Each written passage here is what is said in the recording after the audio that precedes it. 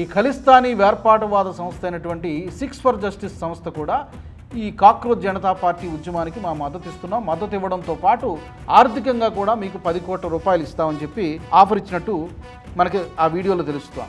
Fall of Delhi and fall of Modi is inevitable. इस हिंदुस्तान दे छोटे छोटे टुकड़े ही हल है. And as I committed in the Zoom meeting, Six for Justice is going to commit $1 million as an aid to CJP. Cockroach Janata పార్టీకి అంటే బొద్దింకల పార్టీకి మా మద్దతు ఉంటుంది, విద్యార్థుల ఉద్యమం కొనసాగించండి అని చెప్పి బంగ్లాదేశ్లో కూర్చున్నటువంటి ఒక ఉగ్రవాద సంస్థ ఒక లెటర్ని బాహాటంగా విడుదల చేసినటువంటి పరిస్థితి. ఆగస్టు 15 వరకు కూడా ఈ ఉద్యమాలు, నిరసనలు, ఆందోళనలు కొనసాగిస్తే మా సంస్థ తరపు నుంచి, మా ఉగ్రవాద సంస్థ తరపు నుంచి మీకు 10 కోట్ల రూపాయలు మేము సహాయం చేస్తాం అని చెప్పి గురుపట్వంత్ సింగ్ పన్ను ఒక వీడియోని డైరెక్ట్గా రిలీజ్ చేశాడు. నమస్తే, వెల్కమ్ టు వ్యూ పాయింట్. గత 2-3 రోజులుగా ఢిల్లీ రణరంగంలా మారింది. విద్యార్థుల ఉద్యమాన్ని కొన్ని దేశ విచ్ఛిన్నకర శక్తులు, దేశ వ్యతిరేక శక్తులు హైజాక్ చేసేటువంటి ప్రయత్నం చేస్తున్నాయి. దురదృష్టకరమైనటువంటి విషయం ఏంటంటే ఈ విద్యార్థుల ఉద్యమాన్ని కొన్ని ఉగ్రవాద సంస్థలు కూడా తమకు అనుకూలంగా మలుచుకునేటువంటి ప్రయత్నం చేస్తుంది. తాజాగా ఖలిస్తానీ వేర్పాటువాద సంస్థ సిక్స్ ఫర్ జస్టిస్ సంస్థ కూడా ఈ విద్యార్థుల ఉద్యమానికి తమ మద్దతు ఉంటుందని చెప్పి ప్రకటించడము, ఒక వీడియో కూడా రిలీజ్ చేయడం జరిగింది. Six for justice founder Gurpatwant Singh పన్ను తాజాగా ఒక వీడియో విడుదల చేశాడు. అతను విడుదల చేసినటువంటి వీడియోలో సారాంశం ఏంటి అంటే గనక, మోదీ పతనం సరిపోదు, భారత్ను ముక్కలు చేయడమే పరిష్కారం అని చెప్పాడు. దాంతోపాటు ఆగస్టు 15 వరకు కూడా ఈ ఉద్యమాలు, నిరసనలు, ఆందోళనలు కొనసాగిస్తే మా సంస్థ తరపు నుంచి, మా ఉగ్రవాద సంస్థ తరపు నుంచి మీకు 10 కోట్ల రూపాయలు మేము సహాయం చేస్తాం అని చెప్పి గురుపట్వంత్ సింగ్ పన్ను ఒక వీడియోని డైరెక్ట్గా రిలీజ్ చేశారు. आज Zoom मीटिंग दे विच सीजेपी मैं जेड़े ऐलान कीते है ओ याद रखो. Fall of Delhi and fall of Modi is inevitable. Modi दी हुकूमत दा तख्ता पलटिया जाएगा पर यह पक्का हल नहीं है. जिवें मैं Zoom मीटिंग दे विच दस्सिया सी, the only solution lies in disintegration of Union of India, dissolution of India, balkanization of India. इस हिंदुस्तान दे छोटे छोटे टुकड़े ही हल है. And as I committed in the Zoom meeting, Six for Justice is going to commit $1 million as an aid to CJP to continue this rally against Union of India. ਤੁਸੀਂ ਜਿਹੜੀ ਜਗ੍ਹਾ ਤੋਂ ਵੀ ਯੂਥ ਪਹੁੰਚਿਆ ਹਿੰਦੁਸਤਾਨ ਦਾ, ਆਪਣੇ ਸੂਬੇ ਦੇ ਵਿੱਚ ਤੁਸੀਂ ਆਪਣੇ ਸੂਬੇ ਦੇ ਵਿੱਚ ਆਜ਼ਾਦੀ ਦੀ ਲਹਿਰ ਖੜੀ ਕਰ ਦਿਓ. 15 ਅਗਸਤ ਨੂੰ ਮੋਦੀ ਨੂੰ ਲਾਲ ਕਿਲੇ ਤੇ ਝੰਡਾ ਨਹੀਂ ਚੜਾਉਣ ਦਿੱਤਾ ਜਾਏਗਾ ਤੇ ਸਿਕਸ ਫॉर ਜਸਟਿਸ ਕਮਿਟ ਕਰਦੀ ਹੈ $1 ਮਿਲੀਅਨ. ਤੁਸੀਂ 15 ਅਗਸਤ ਤੱਕ ਸੰਘਰਸ਼ ਜਾਰੀ ਰੱਖਣਾ ਹੈ ਕਿਉਂਕਿ ਤੁਹਾਡਾ ਹੱਲ ultimately balkanization of this union of India హై. ఇతను అప్పుడప్పుడు అమెరికాలోను, కెనడాలో కూర్చొని ట్వీట్లు చేస్తూ ఉంటాడు, పోస్టులు పెడుతూ ఉంటాడు, రకరకాల వీడియోలు విడుదల చేస్తూ ఉంటాడు. ఇతడు 99% ఇతను చేసినటువంటి పోస్టులన్నీ కూడా భారత్కి వ్యతిరేకంగా చేసినటువంటి పోస్టులే మనకు కనబడుతూ ఉంటాయి. ఇప్పటికే ఒక 2-3 రాజకీయ పార్టీలు ఈ విద్యార్థి ఉద్యమాన్ని తమకు అనుకూలంగా పొలిటికల్ స్కోరింగ్ కోసం వాడుకుంటూ ఉన్నాయి. అదొక పెద్ద తలనొప్పిగా మారింది. ఇంకో పక్క ఇప్పుడు ఉగ్రవాద సంస్థలు కూడా రంగంలో దిగినట్టుగా కనబడుతోంది. 4-5 ఫ్యాక్టర్స్ దీన్ని ఎవరికి అనుకూలంగా వాళ్ళు మలుచుకున్నటువంటి ప్రయత్నం చేస్తూ ఉన్నారు. డీప్ స్టేట్ హస్తం గురించి మనం మాట్లాడుకుంటూ ఉన్నాం గత కొద్ది రోజులుగా. జార్జ్ సోరోస్ లాంటి ఒక మదమెక్కినటువంటి బిలియనియర్లు భారతదేశాన్ని విడగొట్టడానికి, భారతదేశాన్ని ముక్కలు చేయడానికి, కేంద్ర ప్రభుత్వాన్ని కూల్చేయడానికి ఎన్నో సంవత్సరాలుగా కృషి చేస్తున్నారు. ఓపెన్గా ప్రకటించాడు కూడా జార్జ్ సోరోస్, ఆ ముసలి నక్క. ఓకే, ఇప్పుడు 2 రోజుల కిందటే జమాతే ఇస్లామీ సంస్థ కూడా ఓపెన్గా ఒక లెటర్ విడుదల చేసింది. వాళ్ళ లెటర్ హెడ్ పైన కాక్రోచ్ జనతా పార్టీకి అంటే బొద్దింకల పార్టీకి మా మద్దతు ఉంటుంది, విద్యార్థుల ఉద్యమం కొనసాగించండి అని చెప్పి బంగ్లాదేశ్లో కూర్చున్నటువంటి ఒక ఉగ్రవాద సంస్థ ఒక లెటర్ని బాహాటంగా విడుదల చేసినటువంటి పరిస్థితి. ఇప్పుడు మరొక థ్రెట్ ఏంటంటే ఈ ఖలిస్తానీ వేర్పాటువాద సంస్థ అయినటువంటి సిక్స్ ఫర్ జస్టిస్ సంస్థ కూడా ఈ కాక్రోచ్ జనతా పార్టీ ఉద్యమానికి మా మద్దతు ఇస్తున్నాం, మద్దతు ఇవ్వడంతో పాటు ఆర్థికంగా కూడా మీకు 10 కోట్ల రూపాయలు ఇస్తామని చెప్పి ఆఫర్ ఇచ్చినట్టు మనకి ఆ వీడియోలో తెలుస్తోంది. ఈ గురుపట్వంత్ సింగ్ పన్ను విడుదల చేసినటువంటి వీడియోను రీట్వీట్ చేస్తూ బీజేపీ ఎంపీ నిషికాంత్ దూబే దీన్ని రీట్వీట్ చేశారు. రీట్వీట్ చేశారు. అంటే దీని వెనక కుట్ర ఏదో జరుగుతోందని మేము ఎప్పటి నుంచో చెబుతూ ఉన్నాము.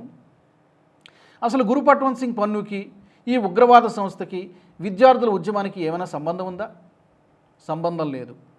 జమాతే ఇస్లామీ ఉగ్రవాద సంస్థకి, విద్యార్థుల ఉద్యమానికి అసలు ఏమైనా సంబంధం ఉందా? సంబంధం లేదు. భారతదేశంలో నెలకొన్నటువంటి భారతదేశ అంతర్గత వ్యవహారాల్లో జోక్యం చేసుకోవడానికి విదేశీ శక్తులు ప్రయత్నం చేయడం అనేది దేశానికి, దేశ భద్రతకు చాలా చాలా ప్రమాదకరం. ఇది విద్యార్థులకు, ప్రభుత్వానికి మధ్య ఉన్నటువంటి సమస్య. మేము పరిష్కరించుకుంటాం. కానీ దీంట్లో రాజకీయ పార్టీల వరకు ఓకే, కొంతవరకు మాట్లాడవచ్చు, ప్రతిపక్షాలు కాబట్టి ప్రశ్నించేటువంటి అధికారం ఉన్నది, కన్స్ట్రక్టివ్గా అది కూడా. కానీ విదేశీ శక్తులకు, ఉగ్రవాద సంస్థలకు విద్యార్థుల ఉద్యమంతో ఏం సంబంధం? దీని గురించి ఎందుకు మాట్లాడుతున్నాయి? ఎక్స్టర్నల్ ఫోర్సెస్ దీని గురించి ఎందుకు స్పందిస్తూ ఉన్నాయి? ఇది చాలా పెద్ద థ్రెట్ కనిపిస్తోంది. నిజానికి ఎవరు ఈ గురు పట్వంత్ సింగ్ పన్ను? ఇందాక నేను చెప్పినట్టుగా గతంలో చాలా సందర్భాల్లో ఇతడు భారత్కి వ్యతిరేకంగా మాట్లాడినటువంటి సందర్భాలు అనేకమైన ఉన్నాయి. మోదీజీని, యోగిని అంతం చేస్తామంటూ గతంలో ఇతను ప్రకటించాడు. భారత్లో ప్రపంచ కప్ మ్యాచ్లు జరిగినప్పుడు వాటిని ఆపేస్తాం, ప్రేక్షకులు ఎవరు కూడా స్టేడియాలకు వెళ్ళకండి, స్టేడియాన్ని పేల్చేస్తాం, బాంబు దాడులు జరగవచ్చని చెప్పి హెచ్చరించినటువంటి సందర్భాలు కూడా ఉన్నాయి.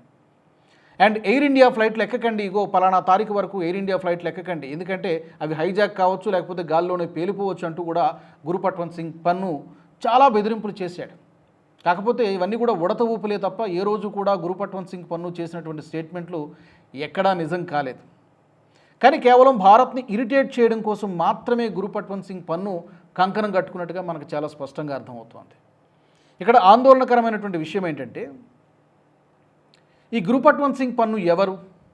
ఒక ఉగ్రవాది. ఇతను ఇప్పటికే ఇతని సంస్థని, సిక్స్ ఫర్ జస్టిస్ సంస్థని ఒక ఉగ్రవాద సంస్థగా భారత ప్రభుత్వం ప్రకటించింది. ఉపా చట్టం కింద కేసులు కూడా పెట్టింది. ఒక నిషేధ ఉగ్రవాద సంస్థ అది. మరి అలాంటి సంస్థకు చెందినటువంటి ఒక ఫౌండరు 10 కోట్ల రూపాయలు ఇస్తానని ప్రకటించడము, అది కూడా ఎక్కడి నుంచి ప్రకటిస్తున్నాడు? అమెరికా గడ్డపై ఉండి ప్రకటిస్తూ ఉన్నాడు. ఒక్కోసారి కెనడాలో కూడా ఉంటాడు. మోస్ట్ ఆఫ్ ద టైమ్స్ ఇతను అమెరికాలోనే ఉంటాడు. అమెరికానే ఇతనికి కాపాడుతుంది, షెల్టర్ ఇస్తుంది. మరి భారత్కి వ్యతిరేకంగా ప్రకటనలు చేస్తున్నా కూడా ఎందుకు అమెరికా ప్రభుత్వం కానీ, డొనాల్డ్ ట్రంప్ కానీ ఎందుకు ఒక్క మాట కూడా, పన్నెత్తు మాట కూడా ఎందుకు అనరు? సింపుల్, ఇందులో పెద్ద లాజిక్ ఏం లేదు. ఏంటంటే, అమెరికా ఏదైతే కోరుకుంటుందో ఇతడు కూడా అదే కోరుకుంటున్నాడు. అమెరికా ఎజెండా ఏదైతే ఉందో, హిడెన్ ఎజెండా, ఇతడి ఎజెండా కూడా అదే. కాకపోతే అమెరికా బాహాటంగా చెప్పడం లేదు, ఇతడి ద్వారా చెప్పిస్తూ, ఇతడు ఒక మౌత్ పీస్. ఇతడిపై ఇంకో ప్రచారం కూడా ఉంది. ఏంటంటే, గురు పట్వంత్ సింగ్ పన్ను అనధికారిక సిఐఏ ఏజెంట్ అని కూడా చెబుతూ ఉంటారు. ఇతడి పని ఏంటంటే, భారత్ని టార్గెట్గా చేసుకుని కుట్రలు చేయడమే ఇతడి పని. పోస్టులు పెడుతూ ఉంటాడు, ట్వీట్లు పెడుతూ ఉంటాడు, వీడియోలు విడుదల చేస్తూ ఉంటాడు. వెనకాల ఖలిస్తానీ ఉగ్రవాదానికి భారత్ నుంచి మరొక ముక్క వేరు కావాలని కోరుకున్నటువంటి వాళ్ళలో గురు పట్వంత్ సింగ్ పన్ను ముందు వరుసలో ఉంటాడు. ఈశాన్య రాష్ట్రాలు వేరు కావాలని కోరుకుంటున్నటువంటి వారిలో గురు పట్వంత్ సింగ్ పన్ను ముందు వరుసలో ఉంటాడు. కాబట్టి అమెరికా ఎజెండా వేరు కాదు, డీప్ స్టేట్ ఎజెండా వేరు కాదు, గురు పట్వంత్ సింగ్ పన్ను వీళ్ళందరి ఎజెండా కూడా ఒక్కటే. అదేంటంటే, భారత్లో అశాంతి సృష్టించాలి, అస్థిరత సృష్టించాలి, భారత్ని మొక్కలు చేయాలి, ఇప్పుడున్నటువంటి స్థిరమైనటువంటి ప్రభుత్వాన్ని కూల్చేయాలి, మోదీ సర్కార్ ఉండకూడదు, మాకు అనుకూలంగా ఉన్నటువంటి ప్రభుత్వాన్ని ఇక్కడ ఏర్పాటు చేసుకోవాలి. అదే రెజీమ్ చేంజ్. దీని గురించే మనం మాట్లాడుకుంటూ ఉన్నాం. బంగ్లాదేశ్లో ఏం జరిగిందో మనం చూసాము. ప్యాటర్న్ 2022లో షేక్ హసీనా గారు ఏ విధంగా మన దేశానికి వచ్చి తలదాచుకున్నారో చూసాం. పాకిస్తాన్లో ఏం జరిగిందో మనం చూసాం. Same pattern. అక్కడ కూడా యువత రోడ్లెక్కారు, ప్రభుత్వంపై ఉసుగొల్పారు, దాడులు చేశారు, ప్రభుత్వాలు కూలిపోయినాయి. శ్రీలంకలో గొటబయ రాజపక్ష కూడా దేశం విడిచి పారిపోవాల్సి వచ్చింది. అయితే ఇందులో చైనా కూడా శుద్ధపోసేం కాదు, చైనా హస్తం కూడా ఉంది. చాలా దేశాలని తమకు అనుకూలంగా మార్చుకోవడానికి డెట్ ట్రాప్లో ఇరికించేసి ఆ యొక్క దేశాన్ని పూర్తిగా తమ కంట్రోల్లో పెట్టుకున్నటువంటి ప్రయత్నం చేస్తుంది చైనా ఎజెండా కూడా ఇక్కడ ఉండవచ్చును. బట్ చైనా ఎజెండా కంటే కూడా ప్రస్తుతం జరుగుతున్నటువంటి అల్లర్లు, ఆందోళనలు, నిరసనల వెనుక ఎక్కువగా జార్జ్ సోరోస్ లాంటి మదమెక్కినటువంటి మిలీనియర్లు, వాళ్ళని నడిపిస్తున్నటువంటి డీప్ స్టేటు, ఇప్పుడు వీళ్ళందరికీ తోడు ఈ గురు పట్వంత్ సింగ్ పన్ను కూడా తోడయ్యాడు అనేటువంటిది చాలా స్పష్టంగా అర్థమవుతూ ఉంది. అయితే గురు పట్వంత్ సింగ్ పన్ను కామెంట్స్ని ఎంత సీరియస్గా తీసుకోవాలి అంటే, సీరియస్గా తీసుకోవాల్సిందే. ఇప్పుడున్నటువంటి తరుణంలో ఏది కూడా లైట్గా తీసుకోవడానికి లాభం లేదు.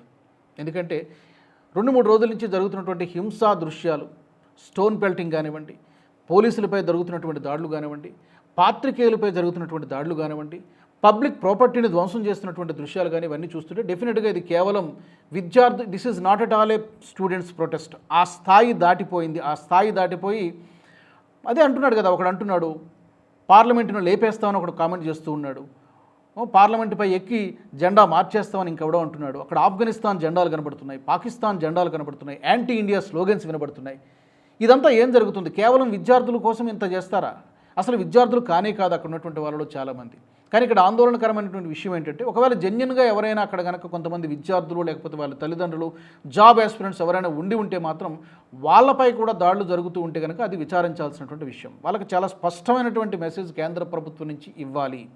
ఇన్ని జరుగుతున్నాయి, భారతదేశానికి వ్యతిరేకంగా ఇన్ని కుట్రలు జరుగుతున్నాయి, ఇంటర్నల్గా జరుగుతున్నాయి, అంతర్గతంగా జరుగుతున్నాయి, ఎక్స్టర్నల్గా కూడా జరుగుతూ ఉన్నాయి. ఇవన్నీ కూడా వాళ్ళకి ఎక్స్ప్లెయిన్ చేయాల్సినటువంటి అవసరం ఉంది. తద్వారా వాళ్ళు ఇలాంటి అల్లర్లకి నిరసనలకి దూరంగా ఉంటారు, వాళ్ళు లాఠీ దెబ్బలు తినకుండా ఉంటారు. ఒకసారి లాఠీ దెబ్బలు తినటువంటి వాడు రాడికల్గా మారేటువంటి అవకాశం ఉంటుంది, ప్రభుత్వానికి సంఘ విద్రోహ శక్తిగా మారేటువంటి అవకాశం ఉంటుంది, ఉగ్రవాదులకు వెపన్లాగా మారేటువంటి అవకాశం కూడా ఉంటుంది. కాబట్టి ఇలాంటి అల్లర్లు నిరసనలు ఎక్కువ కాలం కొనసాగడం అనేది ఏ దేశానికి కూడా డెఫినెట్గా మంచిది కాదు.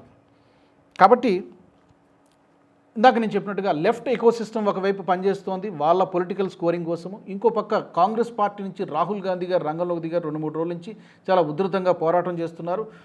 ప్రధాని మోదీ క్షమాపణ చెప్పాలి, అమిత్ షా రాజీనామా చేయాలి, ప్రధానమంత్రి రాజీనామా చేయాలి, ధర్మేంద్ర ప్రధాన్ రాజీనామా చేయాలని చెప్పి మాట్లాడుతున్నారు. కానీ ఎడ్యుకేషన్ సిస్టమ్ గురించి మాత్రం, అసలైన సమస్య ఏదైతే ఉందో దాని గురించి మాత్రం మాట్లాడడం లేదు. సో వాళ్ళకి కావాల్సింది పొలిటికల్ స్కోరింగే, లెఫ్ట్ పార్టీలకి వాళ్ళ తాలూకా అనుబంధ సంస్థలకి కూడా కావాల్సింది పొలిటికల్ స్కోరింగే. ఎక్స్టర్నల్ ఫోర్సెస్కి ఏం కావాలంటే ఇక్కడ ప్రభుత్వం కూలిపోవాలి, దేశం విచ్ఛిన్నం కావాలి, దేశం ముక్కలు కావాలి. దాంట్లో భాగంగానే రకరకాల శక్తులని భారత్ పైకి దండెత్తేలాగా చేస్తున్నా. మరి ఈ యుద్ధంలో ఈ వ్యూహంలో నుంచి పద్మవ్యూహం అందామా, చక్రవ్యూహం అందామా, ఈ వ్యూహంలో నుంచి మోదీ సర్కార్ బయట పడగలుగుతుందా, చిక్కుకోగలుగుతుందా? ఇంకా మరికొన్ని రోజుల పాటు పార్లమెంటు సమావేశాలు జరిగే అవకాశం కనిపిస్తోంది.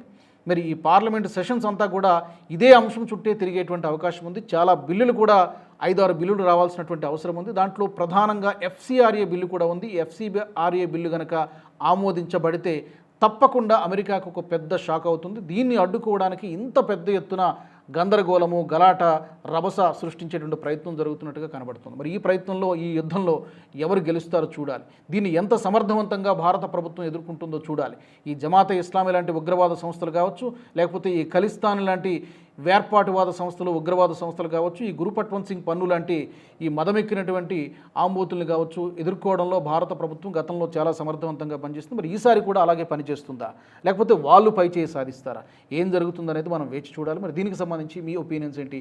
తప్పకుండా మీరు కామెంట్ సెక్షన్లో పెట్టండి. వచ్చే ఎపిసోడ్లో మరొక ఇంట్రెస్టింగ్ టాపిక్తో నేను మీ ముందుకు వస్తాను. జై హింద్, జై భారత్. ఈ వీడియో మీకు నచ్చినట్టయితే లైక్ చేయండి, 10 మందికి షేర్ చేయండి. అలాగే కామెంట్ల రూపంలో మీ అభిప్రాయాలను మాతో పంచుకోండి. Nationalist hub group of channels ను సబ్స్క్రైబ్ చేసుకుని తెలుగునాట జాతీయవాద జర్నలిజాన్ని ప్రోత్సహించండి. ఈ వీడియో కింద ఉన్న బెల్ ఐకాన్ పై క్లిక్ చేయడం మర్చిపోవద్దు.